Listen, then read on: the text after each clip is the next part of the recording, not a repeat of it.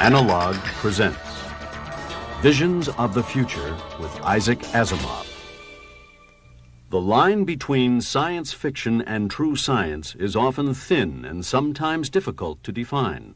Yet there is a line between fiction and science. It is as fine and clear as the boundaries separating the Cretaceous from the Tertiary, the age of dinosaurs from the age of mammals. The only difference is that our boundary is constantly moving as science redefines science fiction. The dreams of just a few years ago are today's commonplace events. It is this boundary that was the lifelong fascination of Isaac Asimov. The mission of this video series is to examine that boundary, that moving target. Isaac Asimov launched this video project 2 years before his death. It synthesizes his visionary concepts with his scientific roots. This first volume contains the highlights of his last major interview and serves as both a mission statement and a tribute to one of the greatest science and science fiction writers ever known. Isaac Asimov, born January 2nd, 1920, died April 6th, 1992. 7 decades of brilliant wit, scientific insight, futuristic understanding, and absolute clarity. Isaac Asimov's literary output alone embodied over 500 volumes, including science, science fiction, mystery stories, limericks, history and humor, even guides to the Bible, Shakespeare, and Gilbert and Sullivan. Winner of numerous awards for both nonfiction and science fiction writing, Asimov was best known as the great explainer of science. His knack for making the complicated simple, the confusing clear, and the mundane exciting will never be equaled.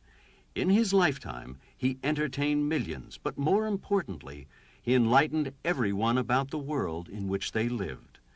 Blessed with total recall, Asimov became an encyclopedia of scientific information. Thousands of admiring fans wrote him each year, including young scientists and writers seeking his opinion and expertise. He responded to all inquiries.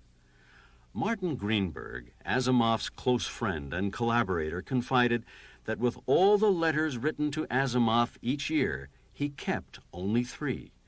These 3 letters speak volumes for the diversity of his readers and admirers. A letter from Dwight D. Eisenhower, one from Orson Welles, and the one that probably meant the most to Asimov, from Tommy Smothers. Born the son of poor, hard-working Russian immigrants, Asimov spent long hours as a child diligently working in his father's Brooklyn, New York, candy store. That work ethic imprinted on his young mind. As an adult, Asimov continued to write 10 to 12 hours a day, 7 days a week. When forced to stop for a brief time, a tiny voice within would implore, "Who's watching the store?" And the writing continued. But it wasn't really work to Asimov. Writing was his love and joy. Words flowed from his mouth with ease and clarity. No pain, no blocks, no anguish, just pure joy. When asked by Barbara Walters, "What would you do if you only had 6 months to live?" Asimov replied, "I'd type faster." A self-confessed genius, Asimov taught himself to read at age 5 and graduated from high school at age 15. He earned his Bachelor of Science degree and a PhD in chemistry. Soon after, he received his appointment as an instructor in biochemistry at Boston University School of Medicine, even though he had no formal courses in biochemistry, a fact that somehow eluded the university. No matter. His classes were the most popular on campus. But it was as a young boy working in his father's store that Asimov first discovered his love of writing and science. The arrival of 3 science fiction magazines, Amazing, science wonder stories, and astounding caught the attention of his keen, inquisitive eye. With the help and tutorage of Astounding's editor, John W. Campbell, Asimov's fame as a science fiction writer was assured by age 22. Among his accomplishments, Asimov virtually created the field of fictional psychohistory with his immensely popular Foundation series. And he actually coined the term robotics with his classic I, Robot. One of the world's most prolific writers and the best-known modern science fiction author, Asimov's mark in science fiction history is firmly etched with such works as Pebble in the Sky, The Currents of Space, The Caves of Steel, The Gods Themselves, Foundation's Edge, and The Bicentennial Man. Yet with his incredible sense of clarity, Asimov was also able to bridge the gap into non-fiction science writing. A fascinating book on elements, Building Blocks of the Universe, and another on blood chemistry, The Living River, are but two of his award-winning non-fiction writings. In the end, illness and medication prevented Isaac Asimov from doing what he lived to do, write. And when he could no longer write, he died. Asimov once described himself as being, in an ascending order of importance, a scientist, a science writer, a science fiction writer, and the world's greatest lover. We think he'd like to be remembered that way. Join us now as we roam the universe through the incredible mind of one of our true national treasures, scientific visionary, Isaac Asimov.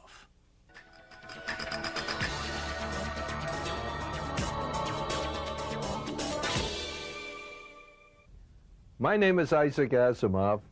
I'm editorial director of Isaac Asimov's Science Fiction magazine, and I've been involved with science fiction all my life practically. And the problem is, how do you differentiate between science fiction and science? And the answer is that it's very difficult to do so, because not only is the boundary fuzzy, but it changes all the time, and very rapidly sometimes, usually in the direction of science. And in this series of programs, what we're interested in is considering the immediate future, where we are going, and how it's going to affect us. Now, even the most ethereal advances have this habit of affecting us. For instance, so we do send out rockets into space. Some people might think it's only a scientific boondoggle. How is it going to affect us here on Earth? Well, stop and think a moment. Communication satellites mean that we can communicate all over the world instantaneously. Television is now distance insensitive because any television waves can go to a satellite and be reflected to some other point on Earth. As a result, anyone on Earth with a television set can see what's happening anywhere else on Earth. It has made our planet so much smaller. It has introduced us to the notion of globalism in a way that makes it practical. You couldn't have this sort of thing without the technological advances of the last few decades. And it may point the way to a future in which we can survive, simply because more and more we are thinking of ourselves as a planetary people. More and more we are thinking of the Earth as a small object. And therefore, we can work better on the problems that face us all, that are global in nature. In other words, all this, quote, science fictional, unquote, stuff about space travel has utterly changed our planet and ourselves, our way of looking at the world, looking at each other. And this is true in almost every other field, if not in quite every other field, of scientific endeavor. The advance of computers, for instance, the advance of new medical techniques, the recent discoveries in superconductivity. All these things are not just a matter of scientific curiosity, although that is frequently what drives scientists, but it also has all the opportunity of changing our lives. We have new medical techniques which can perhaps control human evolution. We can, instead of waiting for the hit and miss of ordinary evolution, have designed human beings. Now, this can be technologically possible, and yet there may be social problems arising. Supposing we can design human beings, how ought we to design them? Is intelligence that important? Do we want to have everybody double domes? Do you want everyone to have blue eyes or everyone brown eyes? So that we not only have to expect change, but we have to be able to control it a little bit. And in order to control it sensibly, we have to know in advance what's likely to happen. And the purpose of this program is to advance ideas and suggestions as to what is liable to happen, what is on the frontiers of science now, and how possibly we ought to react to it.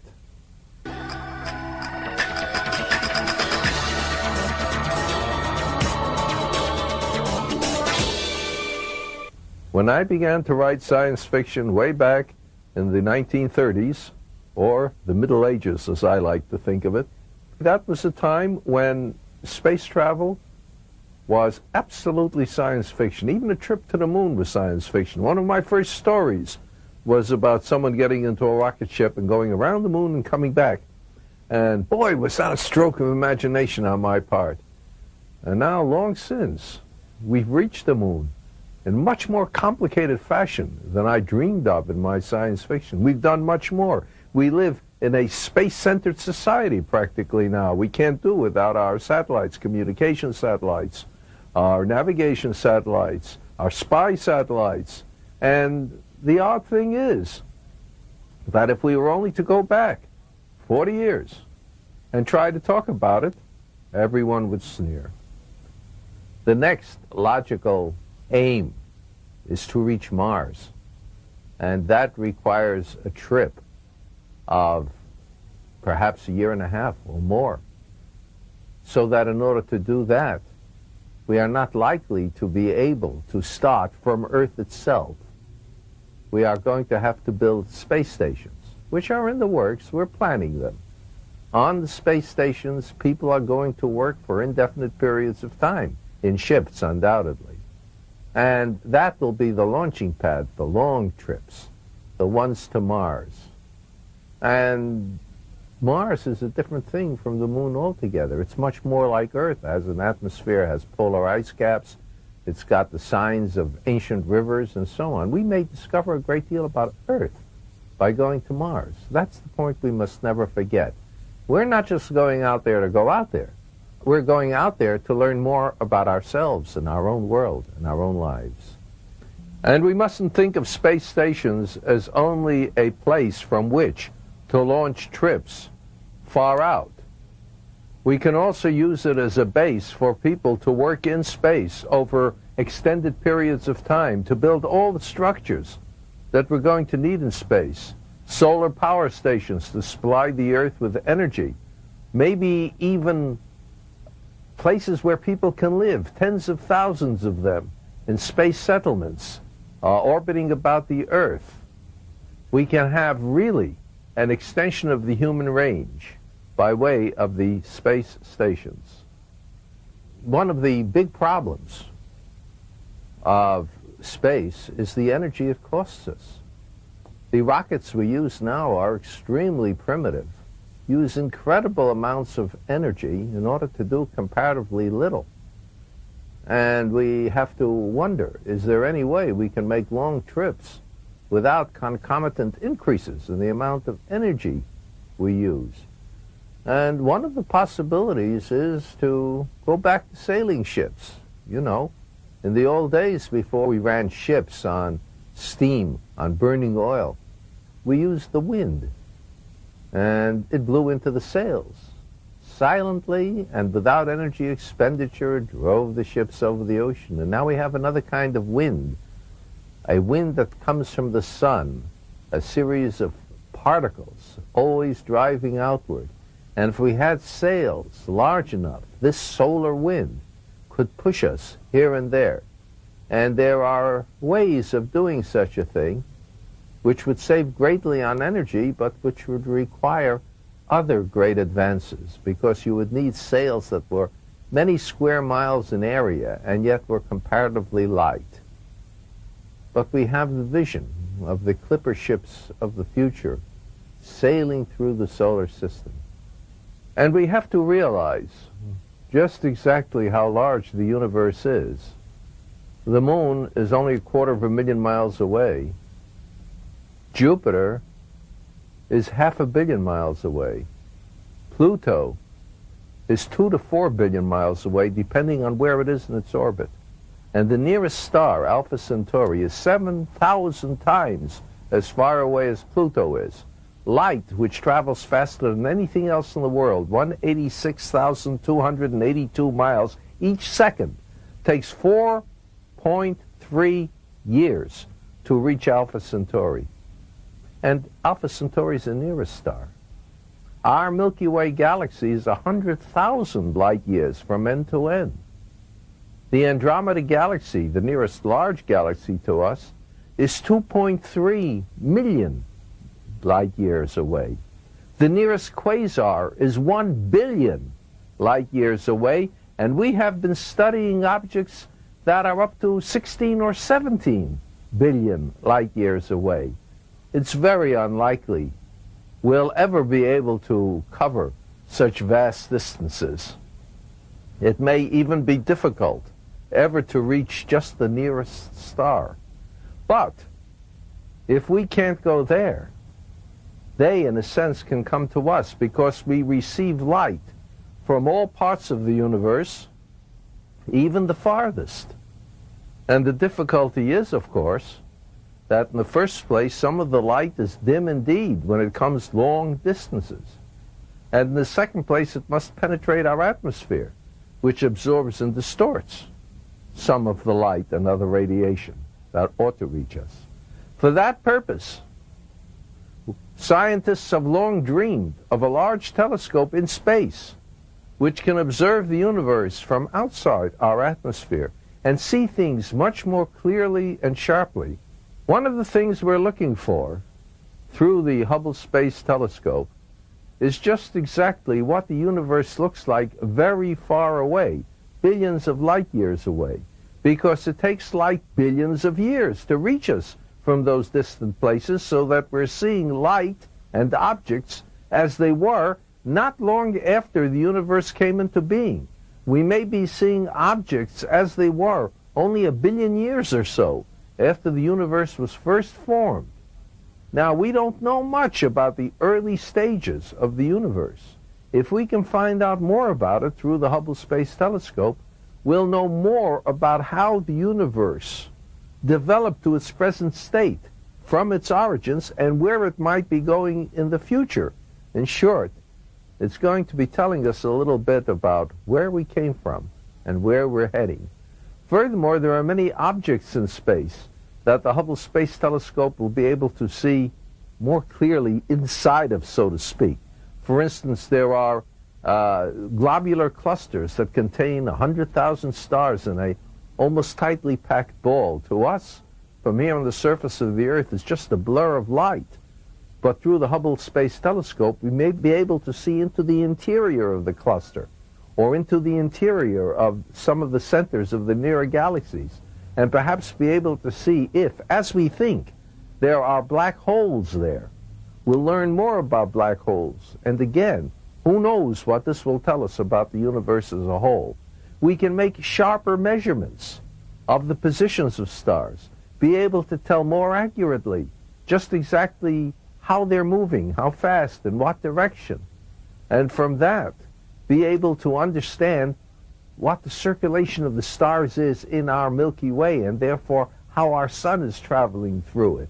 And be able to find out just exactly how the galaxies are moving, how the universe is expanding. It may give us discoveries that we can't imagine now, simply because we've never seen anything clearly enough to make those discoveries. It's impossible to predict what they will be. That's one of the great excitements of science, that always there is the unexpected. Always there is something that no one thought of that completely revolutionizes our thoughts in this direction or that. It's a kind of excitement that keeps scientists going, I assure you. And if the population generally can be made to share in it, how much pleasure they will have. Perhaps the most revolutionary development of recent years has been that of the computer, because for the first time we've discovered a machine that can substitute, at least in part, for the human brain. Before that, it was just a matter of saving human muscles, of using machinery to spare what human muscles couldn't do very well. And computers come in all sizes because they've been getting smaller and smaller. We've got these tiny little microchips now. And as a result, every industry, the government itself, tax collecting agencies, airplanes, everything depends on computers. We have personal computers in the home. And they are constantly getting better, cheaper, more versatile, capable of doing more things, so that we can look into a future when, for the first time, humanity in general will be freed of all kinds of work that's really an insult to the complex human brain, that requires no great thought, no great creativity. Leave all that to the computer, and we can leave to ourselves those things the computers can't do, such things as imagination, creativity, fantasy, intuition, problem solving, where we don't have to have the exact conditions and know exactly what's happening. We have an intuitive feel for what the solution ought to be. No computer can do that. And we can save our own brains for that purpose. Artificial intelligence is a phrase that we use for any device that does things which in the past we have associated only with human intelligence. For instance, if you have a machine that can alphabetize cards very rapidly, until recently only human beings could alphabetize cards. In that case, you've got an example of artificial intelligence. But this does not necessarily mean that something that is artificially intelligent thinks, quote unquote, precisely as a human being does. It may be a completely different kind of intelligence. The machines may specialize in certain, quote, mental activities, while human beings specialize in others. We do a great many things we're not good at. For instance, we're not really good at arithmetic. We need help. We need numbers, we need pen and paper, we need devices. Well, the cheapest computer in the world can multiply and divide faster and more accurately than we can. That's its specialty. Our specialty is different things. So that you end up not having artificial intelligence and natural intelligence identical, but two different things, two different specializations. They work together. Each supplies the lack of the other. And in cooperation, they can advance far more rapidly than either could by itself. Furthermore, computers are not just immobile things, because you can hook computers up to machinery and have the machines that spare human muscles also act in such a way, in such a versatile way, that they seem to be thinking. You have artificial intelligence applied to machines, and we call them robots. In science fiction, you always think of robots as man-like metallic creatures. But actually, any machine that's computerized is a robot. And we have industrial robots right now that don't look the least bit like human beings, and yet that do things that until just a couple of decades ago, only human beings could do. And we're going to live in a future, perhaps, in which we will have personal robots as well. Robots that do look like human beings and that replace, for the first time, what we used to call servants and free us all. For the first time, we're going to be free, really, truly free, humanity as a whole. Now again, what's life going to be like if we are completely computerized and completely robotized? What are the side effects Will there be difficulties? Undoubtedly. Will there be things that we won't like? Undoubtedly.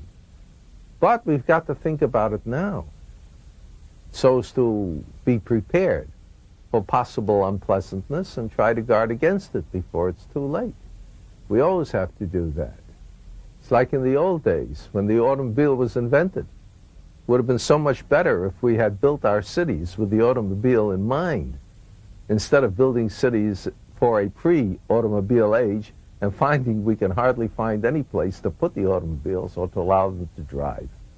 This is the sort of thing that we must avoid in the future.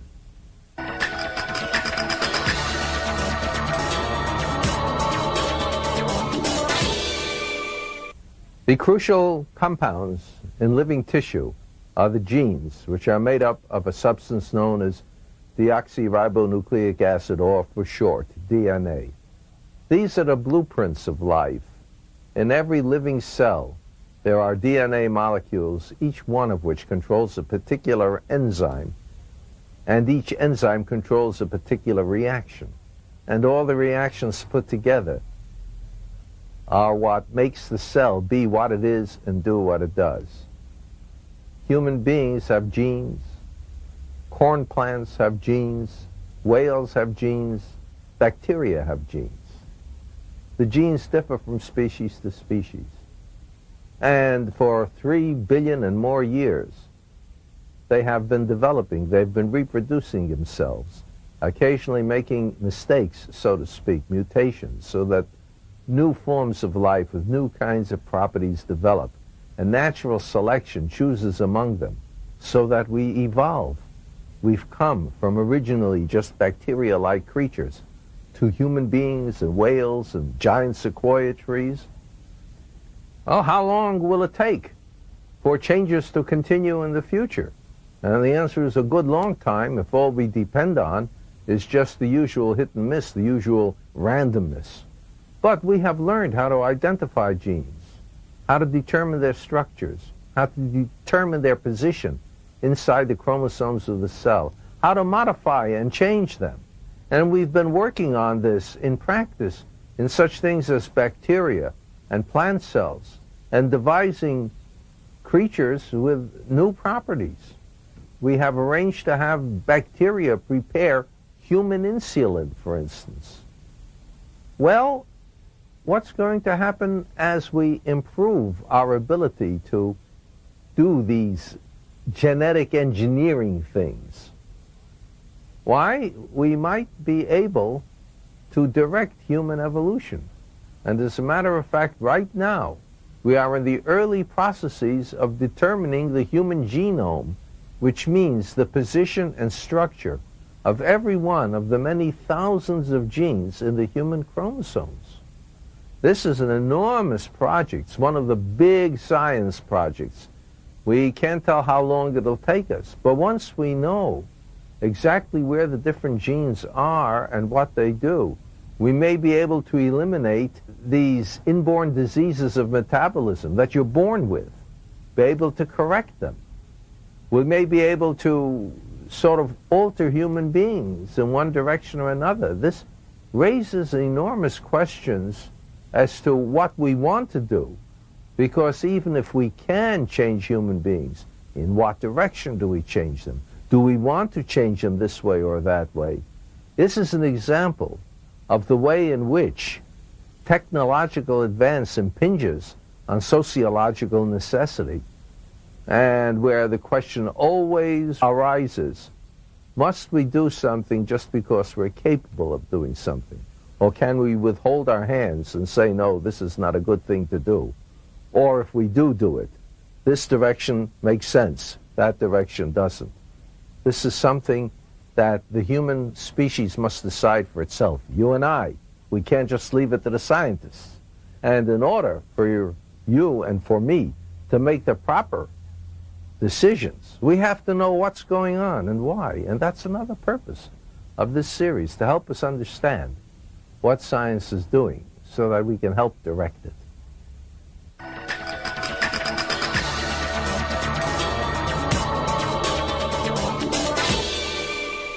Electricity pours through conductors, usually metal wires, but it doesn't do so completely efficiently. Some of its energy is turned to heat, and you only get a certain amount of it that can do the work. If, however, you make certain objects very, very cold, close to absolute zero, it loses all resistance to electric currents. The current then flows through without any loss of energy, and all of it can be turned into work. The only catch is that such superconductivity only seemed to exist very close to absolute zero, say within 20 degrees of it. And although for years, for something like 70 years, we tried to find substances that were superconductive at higher temperatures, nothing ever worked until just a few years ago, when they suddenly found that certain ceramic substances were superconductive at much higher temperatures. And now there's a great push to try to figure out what ceramics will give us the highest temperatures for superconductivity, still low, but higher. And how you can take those ceramics, which are very brittle substances, and learn how to make them wires out of them. Because if we could have, quote, wires, unquote, which conduct electricity without heat loss, we can make electricity do 2 or 3 times as much work as it does right now. There are various other things we can do with superconductivity too. Build still smaller computers, still more rapid computers. We can perhaps use it to create nuclear fusion and give us a completely new source of energy. And it might become possible to create magnetic fields which can be repulsive, which can push things away, so that we have trains, let us say, rolling along a metal railing, perhaps 1/10 of an inch above it, held up by a magnetic field created by a superconductive current, and there's virtually no friction. And if you have it go through an evacuated tunnel with no air resistance either, it can go as fast as an airplane. And you get in, and in a matter of an hour or so, you find yourself going from New York to San Francisco, to say nothing of the fact that the energy we save can be used for other things.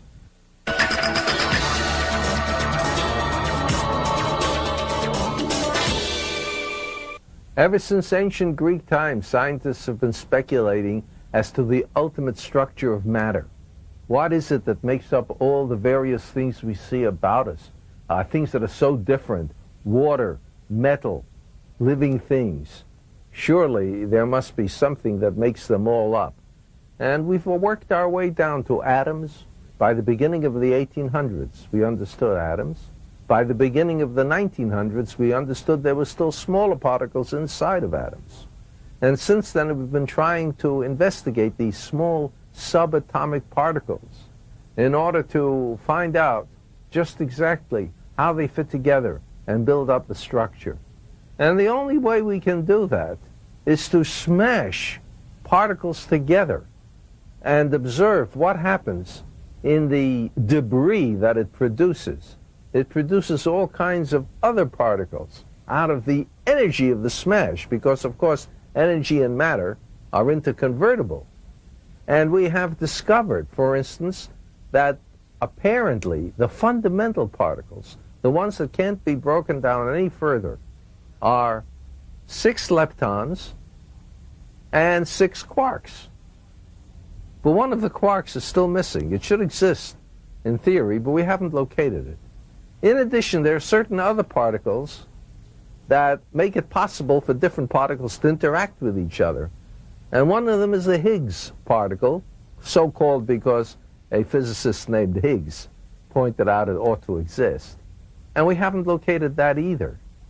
And so we need more and more energy to smash particles together more and more sharply and more energetically. And in fact, they're talking about the super collider, which would be a evacuated tube miles and miles across, in which the particles can be circling and circling, going faster and faster, getting more and more energy until they finally smash together.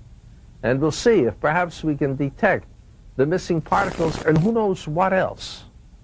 Now, not only is this a matter of scientific curiosity, but it's liable to explain to us, for instance, how the universe began. Because when the universe first started, there was a tiny little object, enormously high in temperature. Its properties completely different from the universe we now have.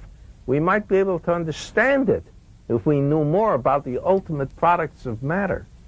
And in addition to that, there's every indication that some 90% of the universe we cannot see or sense in any of our instruments. It's called the dark matter because it doesn't glow, it doesn't give off any radiation, and we have no instruments that detect it.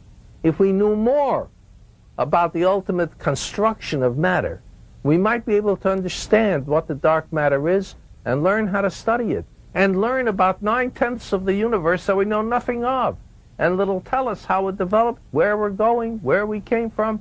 And again, we have no way of knowing how that will help us in our own technology. I mean, when we discovered the electron in 1895, it seemed to be just a scientific curiosity, a tiny little particle that was inside atoms and nobody cared except a few scientists. Except that out of it grew the great electronics industry. Without the electron, we wouldn't have radio, we wouldn't have television, we wouldn't have recording devices, we wouldn't have almost anything we now have and take for granted. And we don't know what further discoveries may tell us not only about the universe, but about our own technology. Isaac Asimov's Visions of the Future has given you a preview of the subjects and issues the analog science fiction and fact video series will be all about. Look for future videos that will be out soon.